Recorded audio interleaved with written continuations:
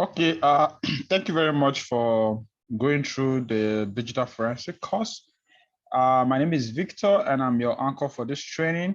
We've looked at what digital forensic is about, some of the certifications, some of the aspects of digital forensic. What we're going to be looking at is how do we prepare for it? Because this is one of the first stage. What are the different stages with respect to carrying out a digital forensic case study or a particular task?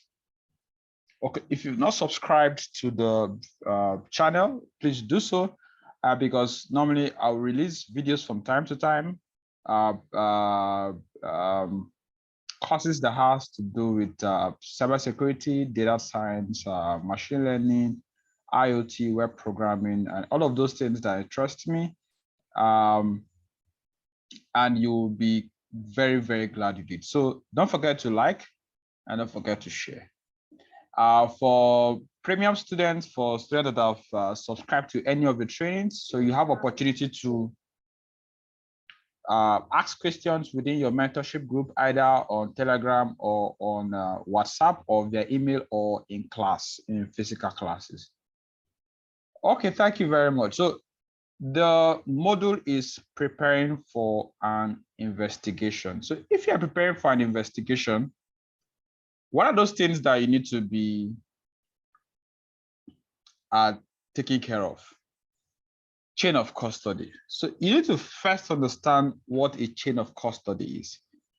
It's simply the sequence of events that happens right from when you want to take custody, when you want to take possession of a particular item, in you trying to control it, you trying to transfer it, you trying to analyze it, and at a point where you are disposing that particular item as an evidence. So the entire stuff is called a chain of custody. Each step is a chain. So you want to make sure that it's not broken, because if you do that, the evidence becomes inadmissible. So you want to make sure that evidence it can be admitted as an evidence. So for it to be admitted as an evidence, it then means we must take exact image of what we have as at the time that particular thing happened. Then we must ensure that the hash value, that is the signature, the kind of representation we have at the point of collection, it's exact same as when we are delivering it. So we want to ensure no tamper. We want to ensure that integrity is guaranteed. So there's one tool we can use to do that, which is VirusTotal. I will do that in the lab session. I'm just trying to go through all of the slide explanation of the concept. So once I'm done with that, I'm now going to do some step-by-step labs and also release the document for the students on training and mentorship so that you can also do that, practice it yourself with all of the screenshots. So one tool you could use to do that is VirusTotal. So I use VirusTotal a lot. VirusTotal. You can use VirusTotal to do your forensic. So let's look at just, if we check VirusTotal on the internet, it tells us that please do not submit any personal information. VirusTotal is responsible for the content of your submission. Free online virus scanning service. Let's look at how it works. There are some hunting rules. This has to do with the different labs that it checks. Okay, I will just scan through how it works so that you understand how the software works. So, but it's a tool I've used for quite some number of years. So it inspects the item with over 70 antivirus scanners and URL domain blocking service. So if you have a URL and you're not sure of that URL, one place to come to do forensic on that is VirusTotal. VirusTotal.com, it will redirect you to this place. So you could upload a file, you could do a URL, you could search for something. Take, for instance, I can say CNN.com, right? I could say vulnerable websites, cybersecurity, right? You could get a list of vulnerable websites. So that even there's some websites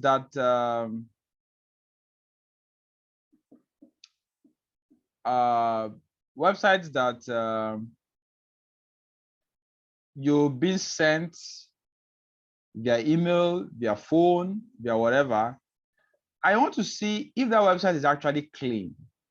If that website is not malicious, what can you do? You come to VirusTotal, you could do a simple basic forensic on that. And what is it going to do? It's going to scan using this.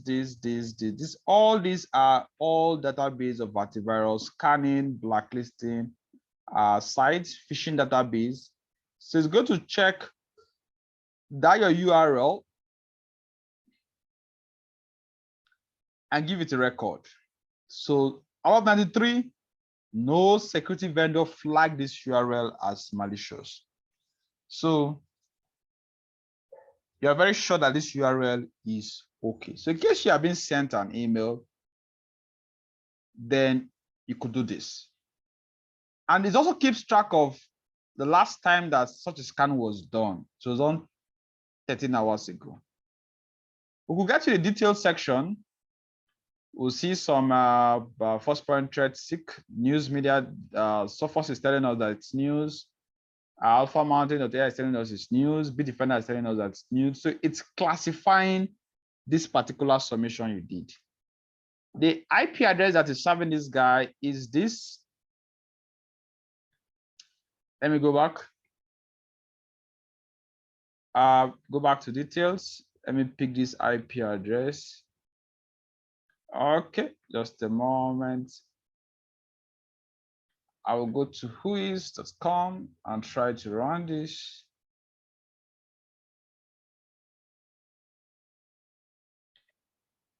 See this IP address and see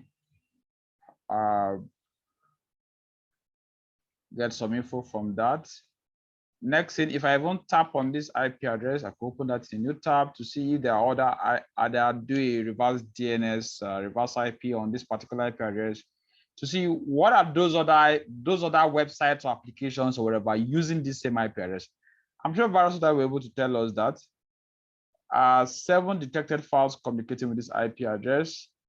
Okay, that's not what it told us. So details of the files. It has an encryption, HTTPS.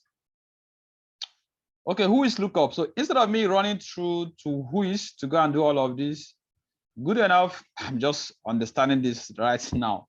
And normally I would pick up this VirusTotal tool and pick up additional tools that can help me gather more information from the whatever I'm running forensics on. So from this, I can see that VirusTotal is nice enough. It does whois for me also. So instead of me moving to get all of this, right? If you check this data, Fastly, the name of the organization is in San Francisco. This guy is bringing it here also, Francisco Fastly, right? So it gives me all of those information. It was registered in 2011, and let me see, 2011, I was registered. Does it have this data? It doesn't. Okay, yes, 2011. And it was updated in 2021. Okay. Relations, domains. So there are some domains that is related to this particular IP address of CNN. So you have cnn.io, cnn.com, this.online. I think this is for their staff, QA, maybe quality assurance staff. Let me see what this looks like.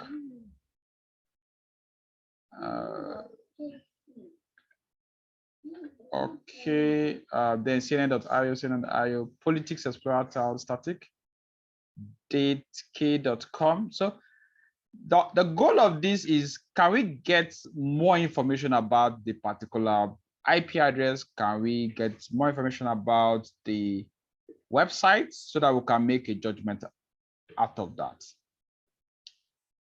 Link.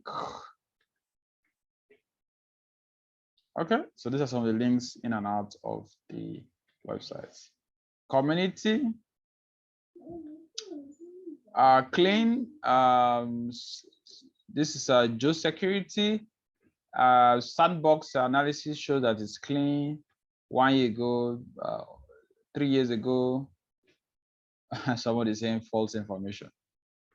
Okay, so I think let me go to detection again.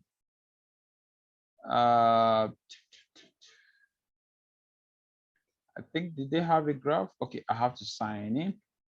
So I'll tell you the difference between when you're searching for a file and when you're searching for a website link like we did, and when you're searching for a file. So let me do a scan for a file. Analyze. Just a moment, let this load up. So I'll clean up this. So like I said, how it works, it has about 70 scanners. You could scan for forensic purposes URL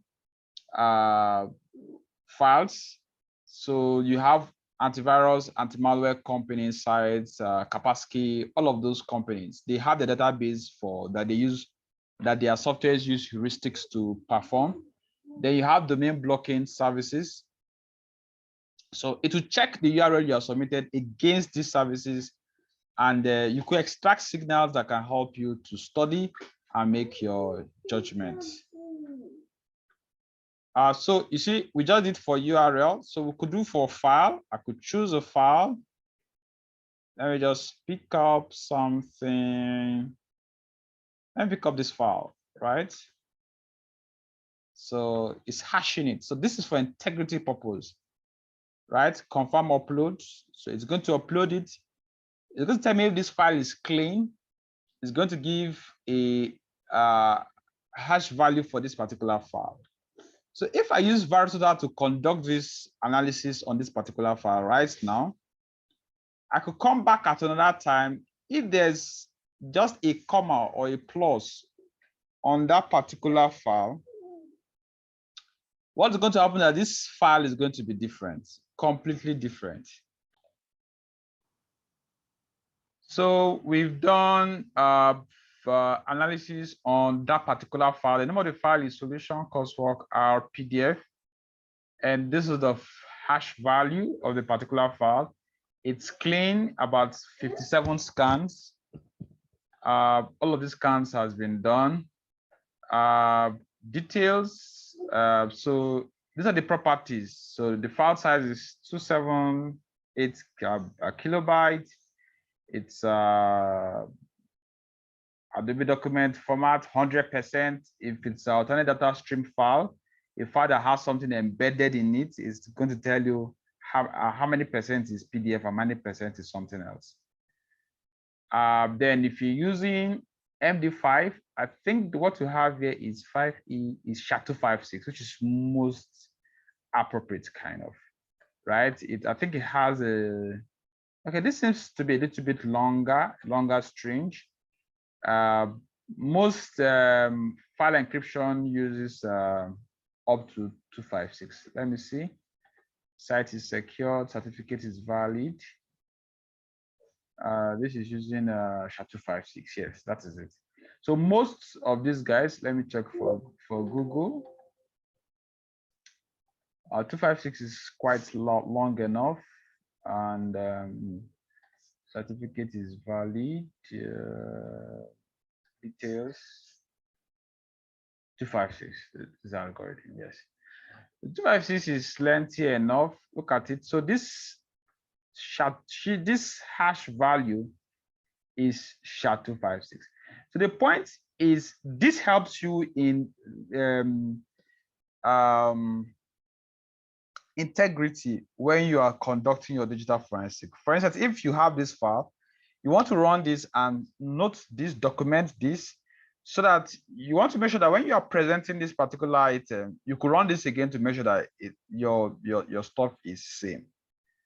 Okay, I think that's all about the VirusTotal. So the chain of custody in digital cyber forensics is also known as paper trail of forensic link or chronological documentation of evidence. Chain of custody indicates the collection, sequence of control, transfer, and analysis. So who handled it, the dates, the time, and the rest. So I will, in the next slide, you will see, okay, this is just what we demonstrated with VirusTotal. You being able to analyze suspicious files to detect a type of malware, automatically share them with the security community. Now, that's one good thing VirusTotal can do for us. If you sign in, you have opportunity of sharing, right? Of collaborating. If you sign up and you have an account, you could share this. You could even pick this particular link and share to anybody, and the person can come at this particular scan result. For instance, if you're a web developer, template files, if you're a network developer, Python configuration files, iOS, your Cisco files, configuration files, and the rest. Any type of file, depending on your field of specialty, you want to, from time to time, make sure that you're not picking up stuff that has malware. So that's one thing that VirusTotal can help you in trying to do file forensics, so that you could scan all of this stuff against benchmarks. And what are the benchmarks you are scanning against? All of this guy: static ML, HN Lab, Anti-AVL, Avast, Baidu, Bitdefender, Theta, Clam, AV, Komodo, eScan, F-Secure, GData. Most of these are the companies, right? Most of these companies are anti-malware, forensic, cybersecurity companies, Sophos, Trend Micro, Yandex. Yandex is a browser. I think they have a tool for their search engine. Alibaba owns Zona, Avast, all the big boys, they're all here. So they are all integrated to help you scan just this file and give you results. For this file, for instance, no security vendor and no sandboxes flagged these as malicious. Okay, so we're going to get back to the slide and write on the training. Okay, so a few facts to keep in mind when acquiring data from workstations or servers. Deleted data is still not completely lost. I mentioned that earlier on, so you could still recover with some tools. Lots of information about how the computer was used can still be recovered. Formatting a disk does not remove all of the data. So if you delete, if you format, it's not all gone. Information about visitor website can still be retrieved relatively easily. So it all depends on the tool you're using and how you actually handle the hard disks from time that you picked up the hard disks. Because if you use several tools or different tools on the particular tool trying to recover, you might actually tamper with the data and not being able to receive it or collect it. Data is unusable unless it is decrypted, of course. Volatile data can remain on the system for a relatively long period of time. It's often possible to recover data even after physical destruction. Device through which packets pass often store logs that are retained for a relatively long time. So do devices that provide services. Yes. Web services, hosting services, your system, your files. For your systems, for instance, they have their temporary folder. For your browsers, they have history. For your hard disks, they have. So most systems have that non-repudiation feature. For instance, WhatsApp had a non-repudiation feature by allowing you to know who have viewed a message you dropped on a group, allowing you to see who have read your message if you send an inbox to somebody, and the rest. Okay, so what is the chain of custody process like? So the chain of custody process is collect data, examine it, analyze it, then report. So here is the media. Here is the data. Then you get information. Then, of course, at this point, you have evidence. So common mistakes that occur when obtaining digital evidence is turning off a device that is switched on without acquiring a volatile evidence. A volatile evidence, an example is the data you have on the network. Maybe you have people transferring data on the network, or somebody uploading something through your network, or you have your RAM processes, right? FTK imager will be able to gather those kind of evidence. So you don't switch off.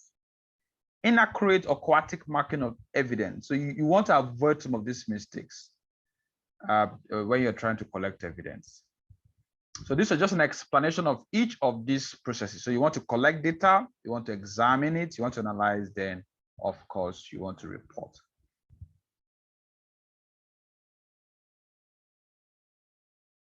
So in the chain of custody form, there are very important things you want to make sure that you pen down.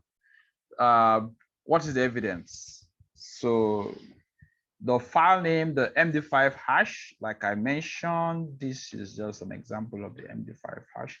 This MD5 hash, you could choose MD5 SHA-1 or SHA-256 or whichever that you think fit. Just be consistent, right? Okay. So how did you get it? When it was collected, who has handled it, the name of the person, or did the person, why did that person handle it? So you have a form here that you could fill to indicate most of these things, and you could adapt the form to fit your organization or your information security policy. So it's flexible, but these things I mentioned here are very, very critical. You make sure that you include them in your chain of custody form. So where was it stored? How was it transported? How it was tracked? Who has access to the evidence? So tools and knowledge. So there are quite a lot of tools that you could use, but you don't need to know all of the tools, right? You could start from the very, very free tools, and as you build on your profession and your expertise, then you can start paying for paid tools. Same thing with hardware, like the write blocker. You could invest in that. I've listed most of these tools before now. So you have Paladin, Kane, X-ray Forensic, Autopsy, Wireshark, and the rest. Software. So we mentioned quite a lot of them. Understanding Hex Decimal Numbers. We use the Hex workshop, our Windows workshop, to do a lab on this. So while we're trying to do that, I'm going to explain most of these things. Now, computers are numbers, zeros and ones. And the thing is that understanding hexadecimal numbers is very essential if you want to be a digital forensic investigator, because you could pick up a file, you want to put it in a hex software to try to investigate and see if data has been tampered. Because if data has been tampered, then you want to be able to see the underlying data so that you can be able to make inferences. So when we do one of the labs, I'm going to discuss how data can be tampered, how data can be adjusted, even using a hex software.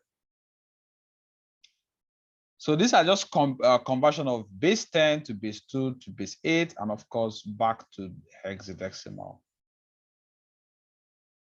So a hex editor can help you. They have free softwares and you have paid softwares. Criminals modify these binary numbers and fabricate them to hide the data. It's called data obfuscation. When you obfuscate data, when you hide data, you want to be able to unravel that using a hex editor. So this is what it looks like.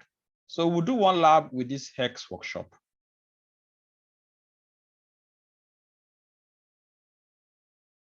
Then we have forensic distributions. So there are quite a number of forensic distribution, and this is a distro watch. but I still prefer just the Kali Linux box because it has a section.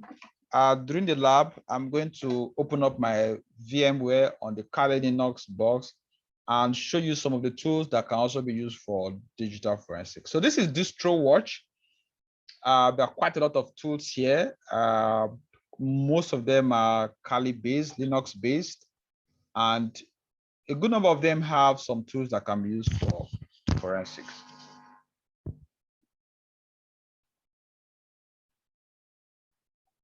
So this is a Kali Linux machine. If you tap on the forensic tools, so you have forensic carving machine, you have imaging tools, PDF forensic tools, slot kit suite, that's autopsy and the rest.